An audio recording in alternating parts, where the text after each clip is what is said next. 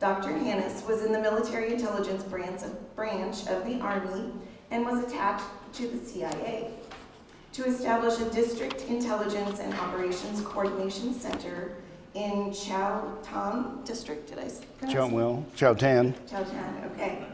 As part of the Phoenix program. The Phoenix program is the topic of his presentation today. Please welcome Dr. Hannus.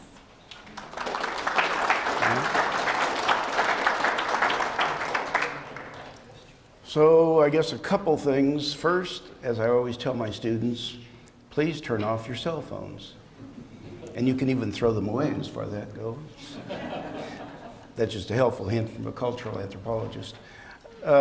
So this is going to be a very odd situation for me because I have never formally spoken about my experience in Vietnam. I've told people stories now and again, so it's not that it's necessarily uncomfortable, but I'm not sure how disjointed it will be.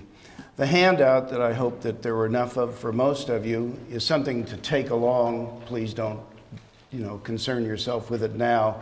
I was trying to give somewhat of a chronologic sequence to the entire Vietnam experience, but specifically to the Phoenix program. The other thing that I'll add here is from an ancestry point of view, since we're all into tracing our ancestors. On my father's side, I'm French, and one of my father's brothers was a colonel in the French Foreign Legion who was killed in Vietnam in 1954 at the last days of the French hurrah there. I might also point out, for people that don't know, and when you go through this set of chronologies, there has been probably nothing more divisive in our nation's history than possibly the Civil War. So Vietnam stands at least second to that in the way in which it has polarized our country. And even 50 years later, I'm completely convinced that there's still a very heavy undertone of polarization that connects with this conflict. So in any case, the Phoenix program was a program that began in its inception in the early 1950s, actually. In other words, there were things happening. We, in fact, supported the French in the last number of years of the French presence in Vietnam by pumping billions of dollars in. And we were also finally putting in some troops by the 1950s. So this is a long, long tour of duty that we've had. It didn't just start like in 1960 or something. Additionally, like I say, so there were the beginnings of this type of a program that have deep roots, really.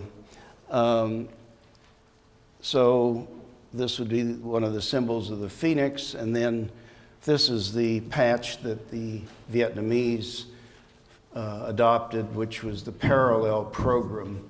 And again, it's interesting because many people think that the Phoenix program was something that was adopted by the Vietnamese early on, and it was not. And if any of you really have an interest in reading into it, first of all, the literature on the Phoenix program, like many other things, is a very heavily biased literature. There are few reports that I have read, and I've tried to delve into it, that really, to me, characterize the false steps that led to our entering into this activity in the first place. I know that we're not supposed to be ostracizing the different agencies of our federal government, but it just turns out that the political intrigues that surround this entire conflict are conflicted,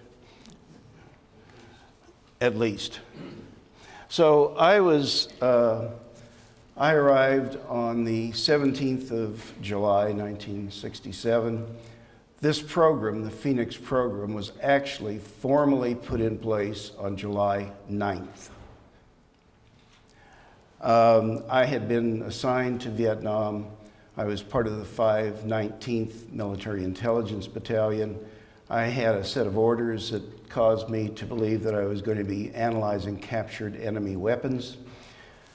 A backstory to that whole story is that whenever we were going over to Vietnam, I got 9 weeks of infantry training at Fort Benning, and I went to Fort Holabird, which is the military intelligence school. We were supposed to have probably up to a number of months of training. It turned out that they were doing a 30-day course because military intelligence had been geared up to become the branch of the service that was supposedly going to prevail in this conflict. It turns out that, so I had a 1-month training. The material we were given at Fort Holabird applied perfectly to World War II. I went to Vietnam, I arrived, and immediately was told that our orders were being changed. There was a program that was being developed which was going to cause the establishment of what were going to be called DIOCCs, District Intelligence Operation Coordinating Centers. Vietnam was in the south, comprised of provinces, and within the provinces there were districts. So the province that I was assigned to was Binh Duong province. We were located about 40 kilometers north of Saigon on Highway 1. Highway 1 was the transportation system that basically ran the length of the South. It was a system that was used to move all of our military supplies and so on. So in being told that we were going to be part of this program, it was a program that was originally conceived by the CIA. They were going to establish these district centers that were going to originally be staffed by CIA personnel, and they were then going to additionally create a set of individuals who in fact were Vietnamese, who were taken out of prisons, particularly in Saigon. Numbers of them were taken to Guam to be trained as assassins. They were brought back into the country on the CIA payroll, and then they were going to be attached in 20-person teams to these individuals who were going to be in the districts, working with, attempting to target the Viet Cong infrastructure and the North Vietnamese that were involved in this conflict. At the last minute, and I think it was literally, from what I've been able to ascertain, the last minute, sometime in the early part of 1967, leading up to the July when they finally formulated the program, it was decided that the CIA would not staff this with their own people, but rather they would staff it with junior grade military intelligence officers. So there was a deal cut with the U.S. government or with the U.S. Army to take U.S. military intelligence officers and draft them into this program. Now, in setting up a DIOCC, you can imagine that the first thing you would probably want to know is, as the person who is going to go out and set it up, what it is that is even a DIOCC, and secondly, you'd want to know, since it was going to be to create dossiers that would be somewhat similar to the type of dossiers that the Federal Bureau of Investigation was creating on folks, you'd probably want to know something about how to create those dossiers. Additionally, since you're in a country where you don't speak the language, you probably would think that it would have been useful for us to have language training. Well, of course, none of those components were present in this, and in my case, not in every person's case, but in my case, I ended up with 3 translators working for me, or 3 interpreters, and on any given day, any document I was trying to get translated, I could easily get 5 translations out of those 3 people. So we could then choose which one we liked the best, I suppose. Additionally, and most of them weren't very helpful as it was, but in any case, so I was in what they call 3 Corps. The south of Vietnam was divided into I Corps, 2 Corps, 3 Corps, and 4 Corps. So 3 Corps included the capital of South Vietnam, Saigon. There was a Colonel Kazarian who was with the intelligence group that was assigning myself and a number of others to go out to begin these DIOCCs. His parting comment, or maybe it wasn't his parting comment, but it was pretty close to his parting comment, which has rung in my head ever since he made it, was, remember, gentlemen, the Army budgets for shovels and the Army budgets for people, and they're on the same spreadsheet. So that was a sobering thought, to say the least. In any case, I was one of the first 15 people sent out in 3 Corps to establish one of the DIOCCs. So like I say, I was in Chowtan district in Binzin province. And in that case, the province capital and the district center were located physically in the same community. That was not generally the case because the province had a number of districts in it. So this, again, just is my situation. So the idea here is that the program itself was originally conceptualized in the early 1950s, and actually was taking, in many ways, much of its theoretic and philosophical background from programs that were really developed actually by the communists, interestingly enough. In any case, in 1958, Ralph Johnson is credited as being the CIA officer who actually implemented the core concepts of creating the Phoenix program. And so the Phoenix program then is a program of planned assassination or legitimate conflict management. I always thought that was an interesting way to put it. So it has been described as a counterintelligence program, but actually in the documents that I've looked at since returning from Vietnam, I would say that it really was more of a positive intelligence program. You'd have to understand the jargon and the lingo of this, but basically it was designed as a program to neutralize people who were managing the insurgency. And by the summer, I was there from, like I say, from July of 67 to July of 68. By the summer of 68, stretching from the presidential palace in Saigon to all of the lowly DIOCCs in the country, the VC were strongly embedded in these, from the height of the Vietnamese government to the height of all of these district intelligence programs. So during my tour, I went out on 219 operations. 197 of them had firefights involved in them. We were charged with trying to develop background documents that would allow us to target individuals who would be middle range to theoretically higher range Viet Cong agents.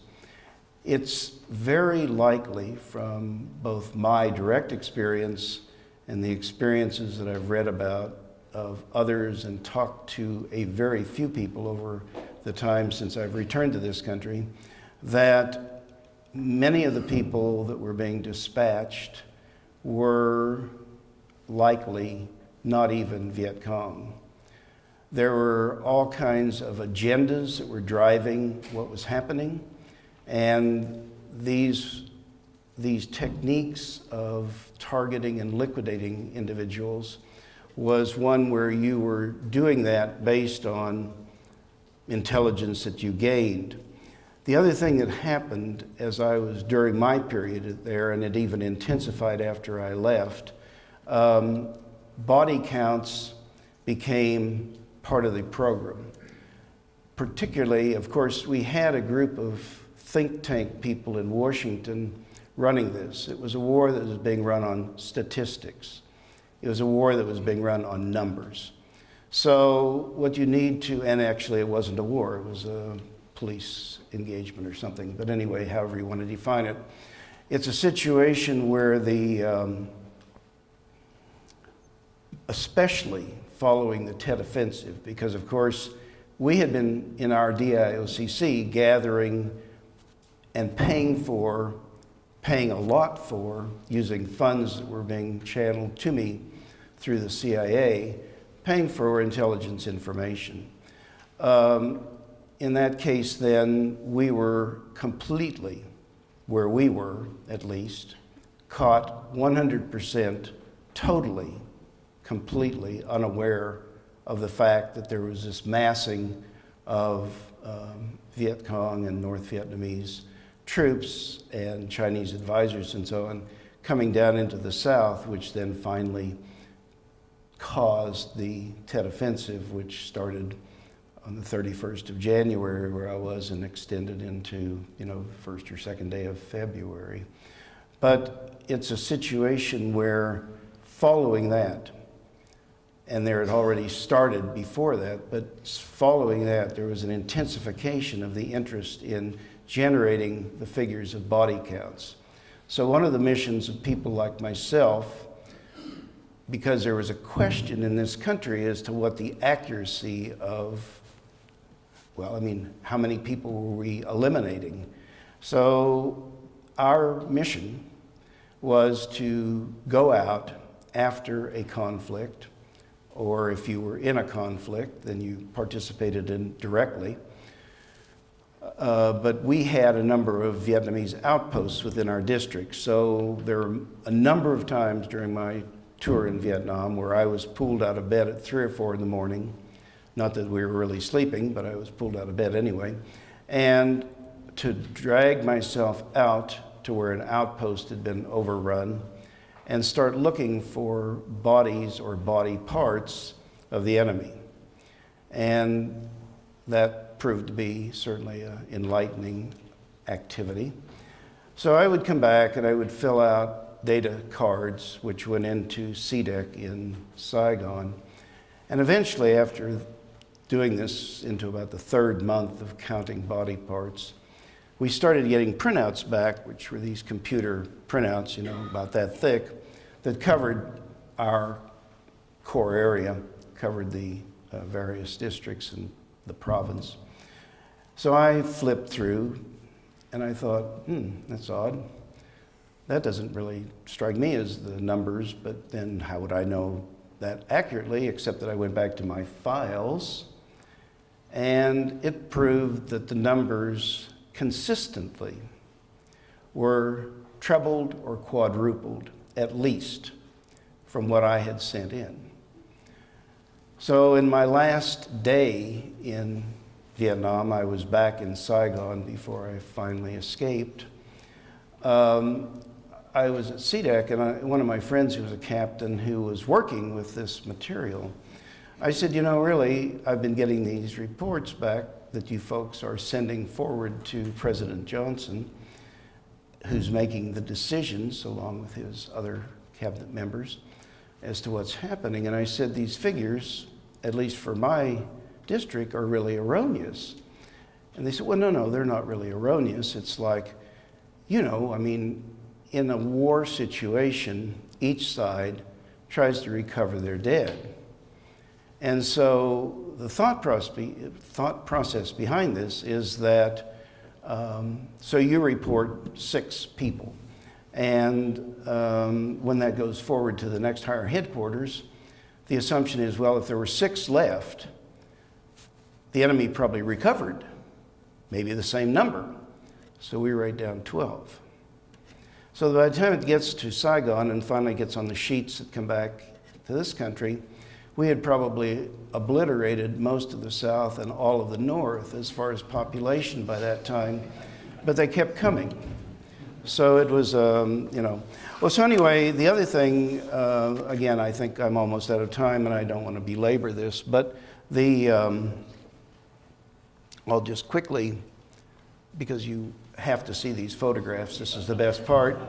So here I am as a young lieutenant at Fort Benning, going out on one of our avoid and escape or some kind of a problem anyway. This was at the sector house where we lived for the first 6 months that I was in Vietnam. This is myself and one of the sergeants that was with me. I was slimmer and trimmer in those days because I had contracted amoebic dysentery and lost 60 pounds. So it's a great weight loss program, though. This is one of our bunkers. This was a bunker that we were using before the Tet Offensive. This is in '67. This was Christmas Day, so got to put on civilian clothes, which a few months later had molded and rotted away. And then this was right after, this was on my birthday, which was after the Tet Offensive, one of the bunkers there at the sector house. We then were forced to move away from the sector house and go out to the district compound.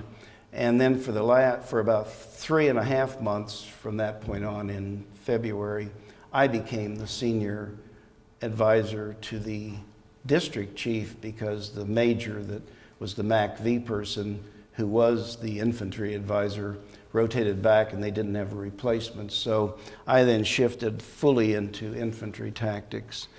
But we were building these bunkers out of connexes, shipping containers, and then burying them under concrete. This is one of our outposts that was overrun in March of '68, out in, not very far actually from where I was living, about 10 kilometers away.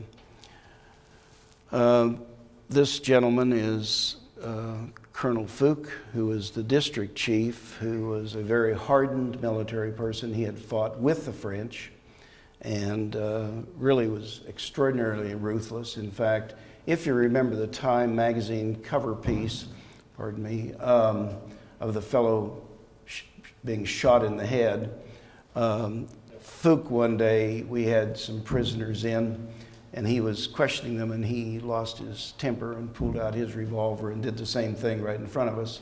So we were then scrubbing off the blood. The weapons, this was just a cache of weapons that were gathered together. I was out in the field then, as, like I say, this was in March on one of our operations, and this is Colonel Fook and myself. The only thing that was pleasurable about this photograph is I was smoking my cigars, as I always used to, so at least that was enjoyable. And finally, the province colonel at the end of the tour of duty, in this case, was presenting us with the Vietnamese Cross of Gallantry ribbon. But in any case, the last thing I would say just in departing is that the failure of this program, at least from any element that I can view it from, was profound. At the end of my tour of duty there, when many of the DIOCCs had not yet even been staffed by July of '68, out of the number that had been staffed, we had about 103 DIOCCs staffed by that point, and 27 of my colleagues, who were lieutenants, were assassinated by their assassination team, because these assassination teams, of course, were comprised of people that were taken out of the prisons and trained by our CIA as assassins. And of course, unfortunately, whoops, a whole bunch of these people were Viet Cong. So anyway, well, I shan't drag on any further. Can I answer any questions?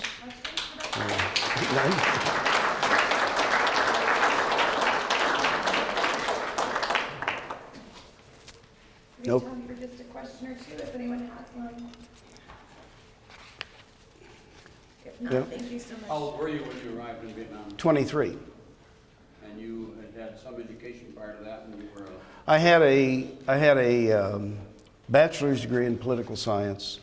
I had a 1 year of law school, and I was pulled out of law school because I was on a delayed active duty because I had already received my commission.